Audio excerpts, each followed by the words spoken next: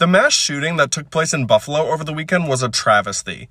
But I feel like the media is afraid to say two things that are obviously true. One, that this is not an isolated event, and two, that this type of violence is a problem that almost exclusively affects the right wing in American politics. But I'm not afraid to say that, and I do so because there's proof. This shooting is part of a much larger pattern of right-wing supporters doing exactly what they think they're supposed to.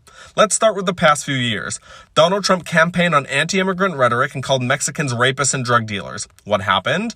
Right-wing extremists showed up to a Walmart in El Paso that had a large Latino community and perpetrated a mass shooting, killing 23 people. Trump embraced white supremacy following the rally in Charlottesville, very fine people on both sides, where they chanted anti-Semitic slogans, and what happened? A white supremacist showed up to the Tree of Life synagogue in Pittsburgh and again perpetrated a mass shooting and killed 11 innocent people. Trump impugned the media at every turn and called his political opponents criminals. What happened? Right-wing extremists sent pipe bombs in the mail to members of the press like CNN and to members of the Democratic Party like Obama and Hillary Clinton. Then coronavirus hit, and Trump, aided by much of the Republican Party, constantly used stigmatizing and racist language to describe the virus. What happened? Anti-Asian violence rose to record levels and culminated with an extremist murdering 6 Asian women in Atlanta. And of course, let's not forget how Trump's right-wing supporters invaded the Capitol with the intention of kidnapping and executing members of our government in order to overturn the results of an election. Throughout all of these events, Republican politicians and conservative media outlets like Fox have basically remained silent in their denunciations or even aided and embedded in the process. In fact,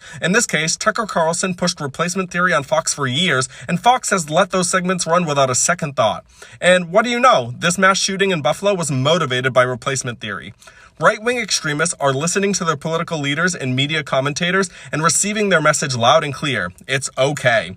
And these examples are just a portion of what I could give. And before anyone comes into the comments to say, well, what about Antifa? I highly encourage you to do some research. And when you do, you'll discover that for every one political murder tied to left-wing extremism, there are nearly 19 tied to right-wing extremism in the US. So I'm sorry, this is an unfortunate truth, but statistically speaking, the right wing in the United States is significantly more radicalized and violent than the left wing, and that needs to be acknowledged and dealt with by everyone, including the media. Because until we draw a line and punish politicians, parties, and political media that refuse to confront dangerous rhetoric that leads to violence head on, this violence will continue.